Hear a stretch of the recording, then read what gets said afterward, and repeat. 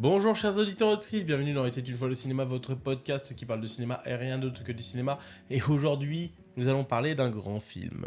D'un grand film fort en émotion, rempli d'une technique incroyable et d'un film d'une poésie scénaristique mais exemplaire. On va parler de Qu'est-ce que l'on a tous fait au bon Dieu. Et non, bien sûr que non, vous savez que je rigole et que je suis taquin, mais là, nous n'allons pas parler d'un film aussi minable qu'il a pu en être, parce que je n'irai pas le voir, et tout simplement d'aller regarder des téléfilms en salle, ça ne m'intéresse pas plus que ça, parce que le cinéma a besoin qu'on aille voir du cinéma. Et aujourd'hui, nous allons parler d'un film que j'attendais énormément. Il s'agit de Inexorable de Fabrice du Wells. Alors, ça parle de quoi? Inexorable. Ça parle de quoi? Et bah du coup, Inexorable, et j'ai perdu ma feuille de synopsis, la voilà. À la mort de son père, éditeur célèbre, Jeanne Drahi emménage dans la demeure familiale en compagnie de son mari, Marcel Pelmer, écrivain à succès, et de leur petite fille. Mais une étrange jeune fille, Gloria, va s'immerser dans la vie, dans la famille, et bouleverser l'ordre des choses. Que de mystère, les gens, que de mystère, que de mystère. Du coup, c'est qui Fabrice Du Wells? Parce que Fabrice Du Wells, peut-être certains ne le connaissent pas. Parce que, bon, moi j'ai un pétard gros comme ça cinématographique. Je rigole, les gens se restent quand même du cynisme, avec beaucoup d'humour. Mais Fabrice Du Wells, c'est un réalisateur belge, très connu, et qui a une très carrière prolifique quand même, parce qu'il est, attendez, à 1, 2, 3, 4, 5, 6, 7 films, ce qui est quand même tout à fait honorable, parce que beaucoup de gens n'arrivent pas à faire 7 films de leur carrière. Lui, quand même, depuis 2004, il a fait quand même pas mal de films. Avec notamment, ce qui est un de mes premiers émois cinématographiques adolescents, à l'époque où je me shootais au slasher à Burn, j'adore ce t-shirt, je le garderai jusqu'à mort. Ou slasher un petit peu répétitif, à Burn, juste adolescent, à la recherche de bonnes vieilles testo d'hémoglobine, avec les bons vieux Freddy, Jason et autres Michael Myers. Clairement, je passe devant l'affiche de Calvaire, c'était, je crois, de mémoire, c'était à Ronnie 2. Bon vieux GC de Ronnie 2, pour ceux qui connaissent, coucou les gars. Et du coup, je suis allé voir Calvaire à l'époque, parce que voilà, je disais à mes parents, et mes parents voulaient pas m'accompagner. C'est un de ces premiers films que je suis allé voir tout seul, en salle, quasi tout seul. Et du coup, je me suis pris une véritable claque, y compris que le cinéma, entre guillemets, de genre, d'exploitation, pouvait clairement être poétique, rempli d'une certaine tendresse avec ses personnages, et qu'ils n'étaient pas tous cons. Et du coup, ça m'a changé quelque part un regard. Ce qui derrière m'a amené à me curiositer quand même pas mal avec d'autres cinémas, je pense notamment au Diallo derrière, ainsi que d'autres bouts cinématographiques qui viendront, comme certains films de genre français.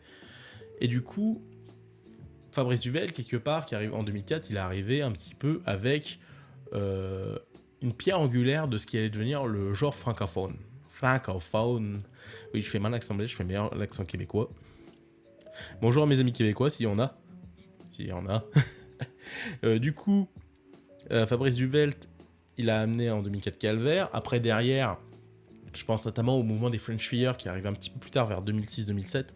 Je pense notamment qu'à l'intérieur du duo Bostilo-Mori, qui moi j'adore perso. C'est un film que j'aime énormément, que je trouve rempli de bonnes intentions.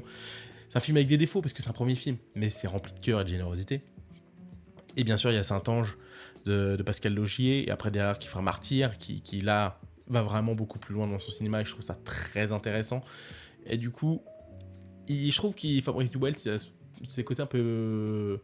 Je suis arrivé trop tôt à la soirée, mais ça n'empêche pas que je suis dedans, quoi. Et ça, je trouve ça génial, parce que ça n'empêche pas que Fabrice Duwell a toujours des parties pris que je trouve très radicales, on va en parler après. Mais du coup, il a continué avec Vignenne, qui m'a mis une claque. J'avais 16 ans, je me dis putain, waouh! On est capable de faire ce genre de film en France, enfin en France et en Belgique, coproduction bien sûr. Et du coup, de se dire qu'on peut faire notre Aguirre, la colère de Dieu, qu'on peut faire notre Love City OZ, aller dans la forêt comme ça et de pousser le cinéma plus loin. Et ça qui m'a étonné à l'époque, c'est qu'aujourd'hui, est-ce que ce genre de film il est faisable ? Je pense très compliqué. Je pense qu'il y avait encore une folie dans les années 2000 où on pouvait se permettre de ce genre de trucs. Et du coup, derrière, il fait Col 45, qui est un tournage qui est très compliqué avec les acteurs, je pense à notamment Joey Starr et d'autres qui n'ont pas été sympas avec Fabrice Duwelt, et du fait que qu'à la base il voulait faire un vrai film populaire un petit peu à l'ancienne, film d'auteur populaire un peu à l'ancienne, c'est-à-dire que moi je pense qu'il y a quand même une envie d'un peu Clouseauesque de pousser le principe, de réunir à la fois un peu la critique et le public autour d'un vrai film populaire, et clairement je pense que tout le monde s'est tiré là, il a reçu des boulets dans les pieds, et qu'il n'a pas pu faire le film qui pouvait aboutir. Et d'ailleurs, c'est pas pour rien que derrière, il fait Alléluia, qui revient à sa radicalité beaucoup plus loin, beaucoup plus forte, et que je trouve beaucoup plus intéressante. Et là, que vraiment, c'est du Fabrice Duwelt dans tout le craché. Et toujours avec Gloria. Il est parti faire d'ailleurs un petit film sur Netflix, où moi, perso, j'aime beaucoup. D'ailleurs, j'ai le Blu-ray juste en bas là. Message from the King, avec le très très regretté Chadwick Boseman, qui est extraordinaire dans ce film, qui est vraiment extraordinaire, et qui est très beau, qui est tellement beau dans ce film. Alors c'est un film de vengeance, hein, mais franchement, quand un film de vengeance est bien fait, moi j'adore. Il y a Adoration qui est sorti en 2019, qui a été une véritable claque, parce que c'est du Well, c'est que Merceau, j'attendais pas énormément d'Adoration, mais j'en suis sorti bien. Un vrai film à hauteur d'enfant, un film qui me trouble et qui m'émue en même temps, et comme ce dernier Inexorable, qui m'a aussi personnellement beaucoup touché. Et là, on va parler clairement du film, et qu'est-ce que j'ai aimé dans le film. Alors déjà, qu'est-ce que j'ai vraiment aimé le plus dans ce film ? Déjà, c'est sa matière. Sa matière, c'est pour vous dire que aujourd'hui, à l'heure de la 4K, des 6K, des 8K, des ultra 12K méga burnés, des trucs avec des définitions tellement lisses que ça ressemble à du porno. Oui, parce que souvent le porno est à la pointe de la technologie, on l'oublie beaucoup, mais le porno est quand même beaucoup plus à la pointe de la technologie sur l'utilisation de certaines caméras, même si bon, des fois, c'est pas trop ça, mais clairement, des fois, c'est des films aussi lisses qu'un porno. Si vous allez voir Qu'est-ce qu'on a tous sur mon Dieu, vous verrez que tout est lisse. Il y a une grande profondeur de champ, justement, pour qu'on voit tout, pour que tout soit visible, et que derrière, c'est pas très intéressant d'un point de vue cinématographique pur. Et là, on a un retour de quelque chose que j'adore, notamment quand je vais voir des vieux films, c'est des films, on va dire, un peu plus datés dans le temps, des années 40, 50, 60, 70, quand je vais par exemple à la Filmothèque du Quartier Latin à Paris, ou que je vais dans d'autres coins pour aller voir des films, bah il y a cette matière sur l'écran. Cette matière que j'aime bien, le grain. Et là, le grain du Super 16, qu'est-ce que c'est beau, qu'est-ce que c'est bon d'en voir, qu'est-ce que c'est bon de voir cette texture qui fait que la peau, tu pourrais presque la prendre à la petite cuillère, et c'est magique, c'est beau. Et ça, je trouve ça très fort, très, très beau et très noble de Fabrice Duwelt, notamment en Europe et dans le milieu francophone, où en France depuis les années Sarko, on nous pousse toujours à la HD, tout un ton, et que maintenant tourner en pellicule ça devient très compliqué. Oui, c'est vrai, c'est vraiment compliqué, depuis les années Sarko notamment. Et du coup, derrière, on a vraiment cette envie d'avoir cette texture. Et Fabrice Duwelt a ce fétichisme du grain, du bon vieux 16 mm que moi j'adore et dont je suis très sensible, et qu'il l'utilise avec exemplarité, parce que la différence entre quand tu utilises de la pellicule, notamment de la 16, et notamment quand tu tournes en numérique avec du flux, pour faire du flux, bah c'est totalement différent dans les intentions. Par exemple, tu vas beaucoup plus cadrer, chercher ta mise en scène, ou aller à l'essentiel de ce que tu peux faire d'un point de vue graphique, esthétique, avec justement, et aller plus loin et chercher ton parti pris à l'essentiel avec de la pellicule. Moi, c'est ce que je trouve quelque chose dont je suis très sensible, parce que ça t'oblige à cadrer d'une certaine manière, notamment l'utilisation de storyboard que je trouve très intéressant, et c'est ça justement, au moins tu prévisualises ton film à l'essentiel, au maximum, tandis que avec le numérique, c'est surtout une consommation de flux. C'est-à-dire que par exemple, les mecs ils vont mettre 4 caméras, voilà, on tourne. C'est un truc un peu plus, pour moi, un peu plus dans sa place dans la série où il y a beaucoup de dialogue, faut tourner vite. Là, je peux comprendre que l'utilisation du numérique est essentielle, notamment dans la série. Et encore pas pour tous. Mais clairement, moi je suis beaucoup plus sensible à ce procédé de la pellicule qui t'oblige à penser ton film.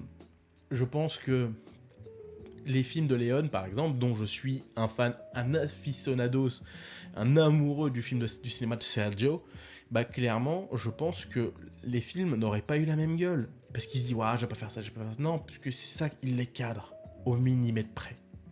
Et ça fait tout. Et bien sûr, c'est accompagné par la magnifique, la sublime, la beauté de la lumière de Manuel Dacos, on va y arriver, je suis fatigué, excusez-moi les gens.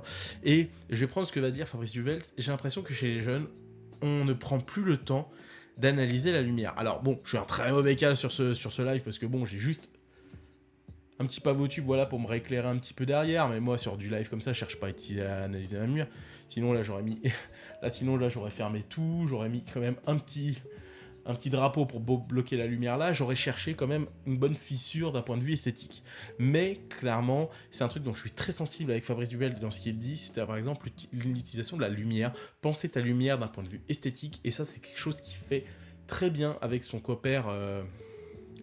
avec son compère Manuel Dacos, on va y arriver, qui a notamment fait, pour ceux qui ne savent pas, les 3 films avec Hélène Caté et Bruno Forzani, je pense à Amer, Les anges couleur des larmes de mon corps, et bien sûr Les séquences et la cadavre, qui est excellent.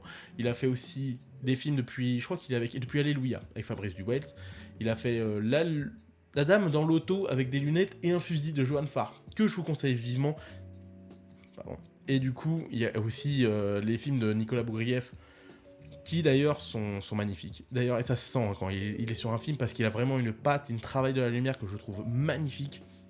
Beaucoup à base de contre-jour, un gros travail d'ombre, et qui fait que pour moi, c'est ça que quand je parlais de la matière avec la pellicule, bah ça se mélange parfaitement.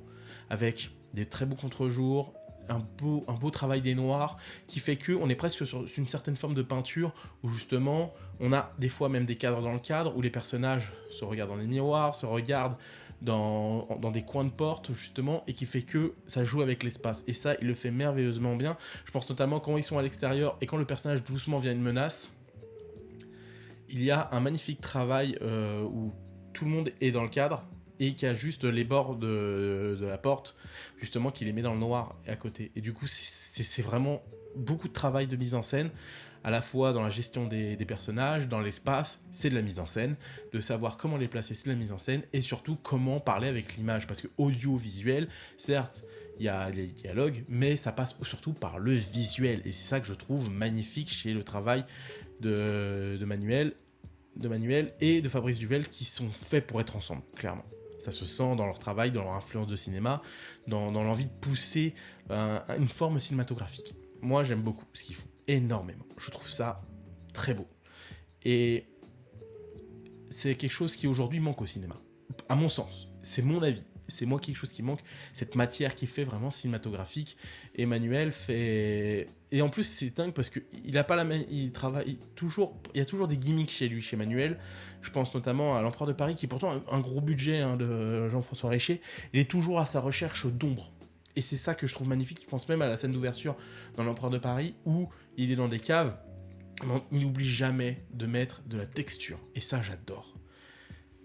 Donc voilà, c'est un petit peu ce que j'ai à dire, franchement, d'un point de vue visuel du chef opérateur, parce qu'on parle jamais... Bon, moi je suis un casse-cou, je parle des chefs opérateurs, mais franchement, moi quand je vois beaucoup de critiques sur internet qui parlent pas des chefs op sur internet, ça a tendance à m'énerver, parce que le chef opérateur, c'est hyper important, bordel de merde.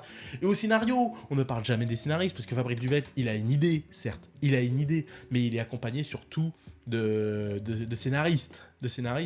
Bon, il est un peu comme moi, il est dyslexique. Moi, encore moi, je suis dysorthographique encore plus, parce que bon, la joie de vivacité, ça t'aide quand même. Quand t'as pas l'enseignement le plus tip-top du monde, tu fais avec. Bah du coup, moi, quand j'écris le scénario, je suis obligé de me faire relire 15 fois. Donc voilà. c'est la vie. Et il est notamment accompagné de Joséphine Hopkins. Alors ce nom vous dit petit rien, mais si vous êtes un peu aficionados de cinéma de genre, a fait partie des collectifs des films de la mouche, qui notamment ont une chaîne YouTube pour voir leurs courts-métrages, allez-y. Ils sont moi je les ai croisés quelques fois en festival, c'est des gens très sympathiques. Notamment Joséphine qui a fait un très bon court-métrage, je m'en souviens plus du titre du court-métrage, mais où c'est une mère qui se transforme au fur et à mesure, et il y a une relation avec sa fille, tout ça, un peu complexe. Donc clairement c'était un très beau court-métrage, et elle a fait scénariste aussi, donc du coup je pense qu'elle rajoute vraiment du grain au personnage féminin, je pense globalement, et notamment chez les plus jeunes, et je pense que la scène... Après, Fabrice Duvelt aime bien le métal. Mais clairement, je pense que la scène de danse avec la petite, je sais pas si elle vient de Joséphine ou elle vient de lui, ou les deux. Et clairement, je trouve que c'est quelque chose que je trouve très fun. Parce qu'il y a une scène avec notamment du heavy, un peu slash hardcore. Et moi, je trouve ça génial dans la manière dont c'est fait. Et il y a aussi Aurélien Monas qui a pas fait énormément de choses, qui est scénariste depuis quelques années, mais qui fait sa petite barque, et voilà. Donc je trouve ça très très très très très bien. Donc voilà, c'était le petit moment scénariste, des gens qu'on ne parle malheureusement pas assez dans le cinéma français, parce que beaucoup de gens ont des scénaristes mais ils le disent pas, donc du coup ils tampotent leur nom. Ah, c'est le mon scénario. Alors non mec, t'as plein de mecs qui ont bossé derrière, normalement ils méritent quand même d'avoir une bonne paye derrière. Donc du coup, je ne cible personne. Attention, pas d'amalgame. Du coup, on va parler un petit peu des acteurs. Et bah putain. Quel acteur extraordinaire qu'est ce Benoît Poelvoorde. Benoît Poelvoorde, pour moi, c'est un génie. C'est un génie que, perso, je l'ai regardé à l'époque. Je l'avais regardé avec mes cousins à l'époque. C'était arrivé près de chez vous. Qui repassait, je crois que c'est sur Canal il y a quelques années, quand je devais avoir 10, 11 ans, et je me suis pris une claque sur ce film, parce que le personnage de Poelvoorde m'a hanté pendant plusieurs mois, plusieurs années, parce que sa manière dont le jouer, très naturel, très désinvolte, et à la fois avec un grain de folie que je trouve magnifique, qui est très fort. Et Poelvoorde est véritablement un personnage incarné. On le voit dans ses moments de doute, de tendresse, on sent qu'il est possédé par le personnage, et il n'y a que lui pour le faire, à ce niveau-là, avec cette matière-là, avec cette façon de faire, et c'est vrai que moi je trouve ça dommage qu'il n'y a que lui qui est capable de le faire, parce que c'est un génie. Un petit peu... On va pas parler de lui parce que bon, il a tellement d'affaires au cul, et que franchement, j'ai pas envie de me faire sarquer ma vidéo parce que juste j'ai dit son nom. Mais clairement, il y a du génie chez Fabrice Duvelt, aussi chez Fabrice Duvelt, mais chez Benoît Poelvoorde, dans son regard, et surtout que il avait joué dans le dernier Fabrice Duvelt, Adoration. Il avait un petit rôle, mais clairement, il prenait toute la caméra et c'était beau. Il avait cette poésie, et je trouve qu'il y a que lui en tant qu'acteur français, et quelques-uns qui ont cette capacité d'amener une poésie dans le regard. Et c'est le problème, par exemple, de beaucoup d'acteurs français, moi, dans tout cas, ce que j'arrive à choper, c'est le problème, c'est qu'ils ont tendance à trop être appuyés sur le texte, et moins sur la posture, sur la gestion du corps. Et bah, avec Fabrice Duvelt, ça se mélange super bien, parce que, pourtant, Poelvoorde, qui est quand même très... comment dire, qui a beaucoup du mal à se mettre à nu. Et bah, dans ce film, il est littéralement nu, il fait des scènes qui sont très crues, et que clairement, il s'en sort très bien là-dedans. Il est magnifique. Il est magnifique, et il y a aussi une grosse pensée à Mélanie Doutet, qui joue le personnage de Jeanne, qui est la femme du coup, qui a une tendresse dans le regard, mais une tendresse un peu... Des fois, est un peu castratrice, un petit peu avec son mari, parce qu'on sent qu'il y a quand même deux... On en reviendra sur le scénario, parce que donc, j'ai applaudi le scénario, mais je parle pas du scénario, j'en parlerai juste après. Du coup, elle a ce regard un peu castratrice, que je trouve qui est très bien, un peu à la fois tendre, mais qui peut très virer vers la connasse. Donc du coup, ça, je trouve ça génial, du coup, dans la manière dont elle arrive à switcher comme ça, avec beaucoup de subtilité dans son jeu d'actrice. Et bien sûr, Alba Gaia Bellucci, qui joue le personnage, je vais pas dire une connerie, puisque bon, moi, les noms, ça fait 50 000, qui joue le personnage de Gloria. Alors, Gloria, pour ceux qui savent pas, c'est très important au niveau mise en scène chez Fabrice Duvelt, du Wells. Bah, du coup, Gloria a une symbolique, parce que c'est un personnage qui caractérise beaucoup les personnages un peu borderline, qui vont justement qui vont un peu débloquer un peu la situation, et qui va faire un peu un virement du côté du scénario, et qui derrière, il va y avoir une certaine tension, une certaine à la fois tendresse, une certaine folie qui va s'émasser sur les autres personnages. Je pense notamment dans Alléluia, où il y a une Gloria. Je pense à Adoration, où il y a une Gloria. C'est son nom un peu fétiche. Voilà. Et c'est important d'avoir ce genre de truc parce que c'est le genre de truc qui fait que ça rajoute une certaine subtilité à la mise en scène et dans le temps, parce que ça se fait pas sur un film, ça se fait quand même sur 3 films. Et du coup, derrière, c'est une véritable accentuation de mise en scène. Et du coup, on va passer au scénario, après avoir parlé des scénaristes, parce qu'on n'applaudit jamais les scénaristes. Bravo les scénaristes, merci les scénaristes. Bah, le scénario, on sent que Fabrice Duvelt avait envie de se faire plaisir dans plusieurs genres. Je pense notamment à ce bon vieux thriller érotique des années 90, et même plus, je dirais même des fois, plus proche du thriller Hitchcockien, un peu dans la manière d'amener un personnage qui va un petit peu s'incruster dans la maison et pour pouvoir derrière, on est presque dans une forme de home invasion presque un peu Hitchcockienne. Et moi je trouve ça un mix à la fois très intéressant parce qu'on a un personnage, bon elle est pas blonde, mais on a vraiment ce personnage féminin très fort qui prend de plus en plus d'importance et qui bouffe littéralement le lieu au fur et à mesure. Et derrière, à la fois une érotisation très très forte. Je pense notamment avec le personnage de Poulvord, qui, très à nu, est quand même un personnage que je trouve très subtil, à la fois qui se fait quand même un peu castrer par sa femme, parce que c'est elle qui prend beaucoup de décisions. Lui, il n'arrive pas forcément à écrire, il est entre deux bords qui est quand même un peu agaçant. Et le truc, c'est qu'à un moment, il se fait tellement un peu castrer que quand ils font l'amour normalement, il y arrive pas. Il est tout mou. Et du coup, c'est le seul moment où il arrive à voir la bonne grosse trick et qui va à fond, c'est quand il la domine. Et c'est ça que je trouve ça très intéressant. Et c'est vraiment des codes du thriller érotique des années 90, mais fait, je pense, un peu plus intelligemment, parce que bon, on va dire que certains films de cette époque-là étaient pas tous bien fins par certains. Certains étaient très bons, je pense à Basic Instinct, je pense à... C'était un film d'Adrian Lyne qui était pas mal, mais globalement, beaucoup qui essaient dans le genre, allaient quand même beaucoup facilement dans la misogynie facile. Mais, clairement, là, je trouve chez Duvelt, il y a une explication chez le personnage masculin, une frustration propre à lui par rapport à un niveau social, parce que le personnage de Poulvord est un personnage, on va dire, un peu plus modeste, un peu plus simple, et c'est ça que j'aime beaucoup chez lui, et que je me reconnais beaucoup, parce que c'est un écrivain qui veut créer et qui n'y arrive pas, qui très difficilement y arrive. Et je trouve ça très beau, parce que à côté, il y a sa femme, héritière d'une putain de baraque, parce que je pense qu'on a tous rêvé d'avoir une baraque comme ça un jour dans nos vies de pauvres, bizarrement. Et du coup, on a cette possibilité d'avoir deux oppositions de classe sociale. Et que forcément, le moment où Boulevard va prendre du plaisir, c'est quand il va un peu la casser. Il va un peu lui dire que voilà, t'es une pute de Bourges, vulgairement, moi je te baise. Voilà, vulgairement. En étant très très très vulgaire. Voilà. Et je trouve que c'est fait avec subtilité parce qu'on te montre vraiment l'écart social qu'il y a entre eux. Et bien sûr, il y a le personnage de Gloria qui va foutre sacrément la merde déjà en faisant virer la bonne, en disant pique de l'argent dans le portefeuille. Ok. Du coup, après, bon, tu sais que ce personnage va foutre la merde. Mais c'est ce que je dis à beaucoup de gens. Ce personnage, ils m'ont dit, oui, ce personnage est prévisible. Oui, mais ce personnage est prévisible. Mais ce qui compte, c'est pas qu'il est prévisible. Ce qui compte, c'est comment il va faire pour arriver à ses fins. C'est ça qui est intéressant dans le scénario. C'est pas de se dire que le personnage, tu sais qu'il va foutre la merde.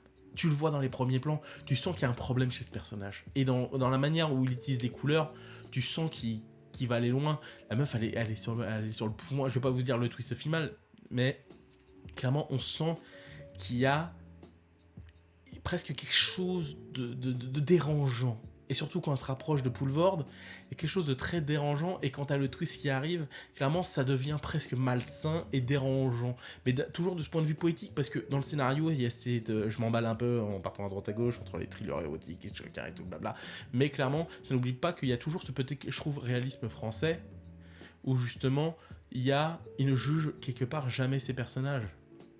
Ils ne jugent jamais ces personnages.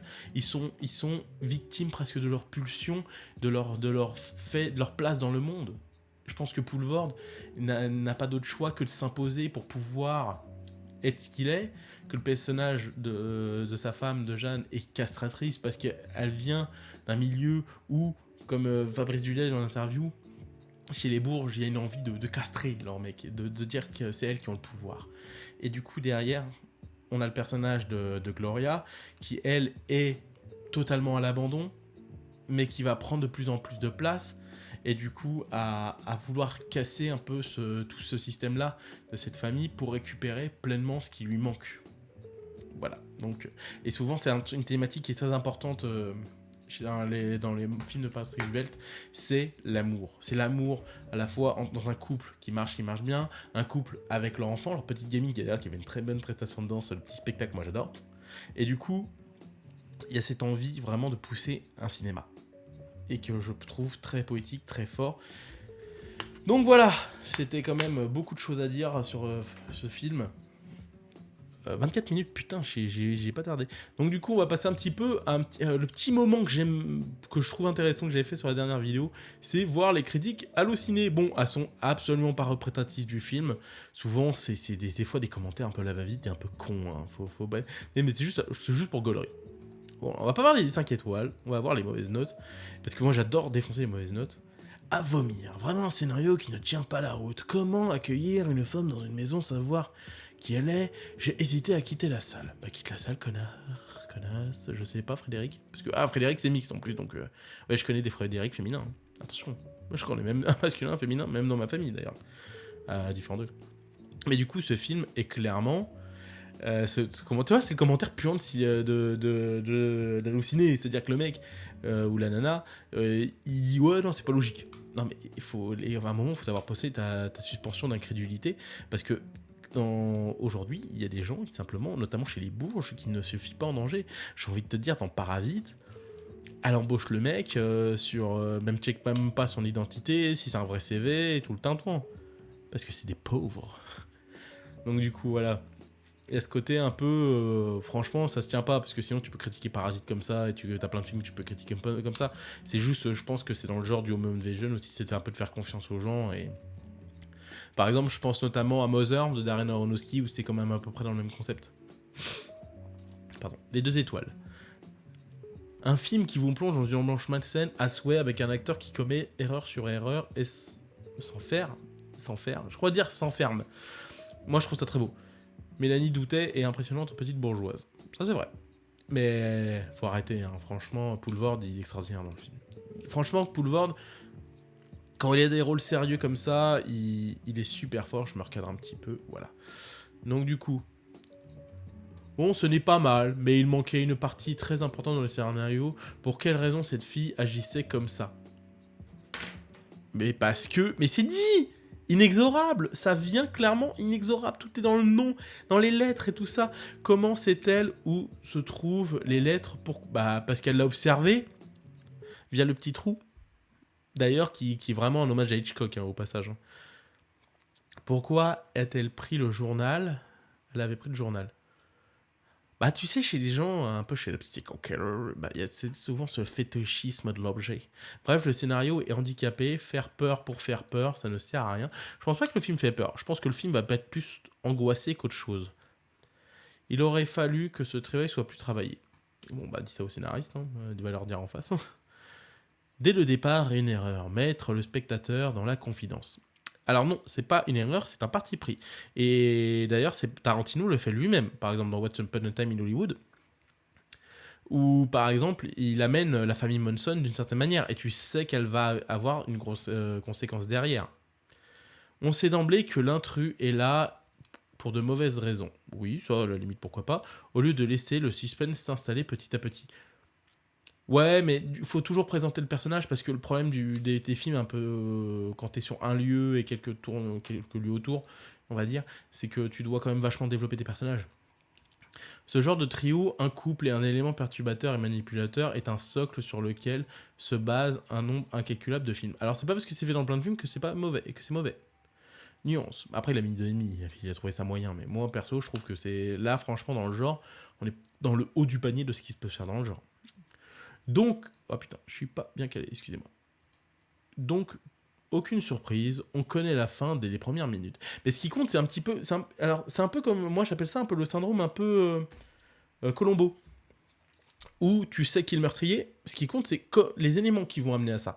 Et c'est ça que je trouve complètement con. C'est moi je me suis fait spoiler, j'ai été qui? Non mais excuse-moi, c'est pas parce que tu t'es fait spoiler que tu peux pas savourer le film. Donc, en plus, le personnage de Mélanie Doutet est horripilant de bêtises. Alors ça, c'est faux.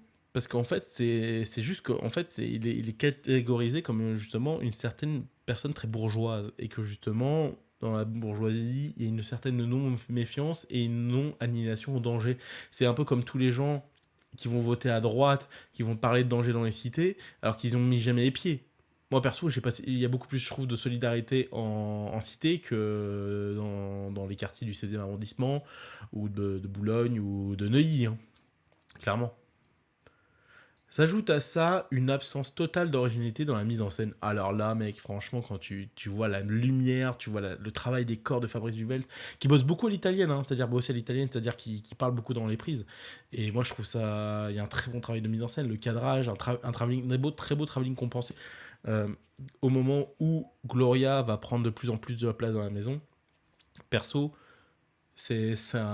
clairement, il y a des très bonnes idées de mise en scène, faut arrêter. Il y a un très bon travail de la lumière, il y a un très bon travail de, de l'espace, et ça c'est propre à Fabrice Duvelt. Et il a une manière aussi de choper dans des plans presque léoniens les émotions des personnages. Et ça, c'est la mise en scène qui est essentielle. Tout petit film que j'oublierai très vite. Et ben, moi, je l'oublierai pas. Voilà. Après, bon, on va aller regarder une très bonne note. Allez, vas-y, de toute façon, il n'y en a qu'une. Un peu complète, voilà. Pas, t- pas de critique à ce stade. Oh, il n'y avait pas de critique 5 étoiles avant lui. Oh. Ah, putain, 2021. Oh, il a dû le voir en festival, je pense. J'ai juste la chance de le découvrir en ultra avant-première, un film exceptionnel, presque terminé. Et je vous conseille de le pointer dans la liste de vos films à voir absolument. Vous ne serez pas déçus. Impossible, visuellement. La réouverture des salles. Ah oui, parce qu'il date quand même depuis un moment. Peut-être 4 étoiles pour repartir. Voilà. Ah, celui-là, attends, un plutôt bien. Ah, voilà, celui-là, attendez, je me le cadre. Non, voilà, plus bas, voilà. Parce que bon, je check en même temps comment bien placer mon logiciel.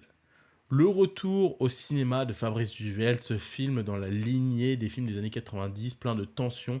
Ce film hommage au genre du dialogue dont je vous recommande de lire dans le magazine hors série de l'écran fantastique. Qui est un très bon épisode. Mais l'écran fantastique, je suis moins abonné depuis un moment, mais je trouve que là, sur le dialogue, c'est très intéressant. Et le réalisateur rend. Oui, parce que je pense qu'il a voulu écrire mais je trouve ça bien. Le réalisateur rend aussi hommage à de grands classiques du cinéma comme Massacre à la tronçonneuse, La Maison du Diable. J'ai pas pensé à La Maison du Diable, c'est vrai. La Maison du Diable, c'était vraiment très bien. À signaler que le film n'a pas été tourné en numérique, mais en pellicule, format Super 16. Et je l'ai dit.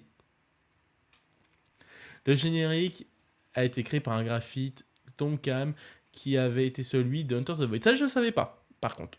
Bah, franchement, c'est cool. Pour un bon moment de cinéma fantastique, et pas vraiment fantastique, on est plus sur du thriller, mais plus angoissant. Voilà. Donc voilà les gens, j'espère que vous avez aimé cette vidéo, je vous conseille inexorablement d'aller voir le nouveau film de Fabrice Duvelt, de profiter pleinement des salles de cinéma pour aller voir des films différents. Freak Out a besoin de vous. Je pense que d'autres films comme Ambulance ont besoin de vous. Allez pas aller voir tout ce qu'on a fait au bon Dieu. Allez voir plutôt des films faits avec du cœur, de l'amour, de la générosité, parce que Dieu que c'est dans ce monde aujourd'hui, il en manque. On a tous besoin d'une Gloria. Ou pas. Peut-être pas celle du film en tout cas. En tout cas, les gens, je vous souhaite une très bonne journée. Portez-vous bien. Tchuss!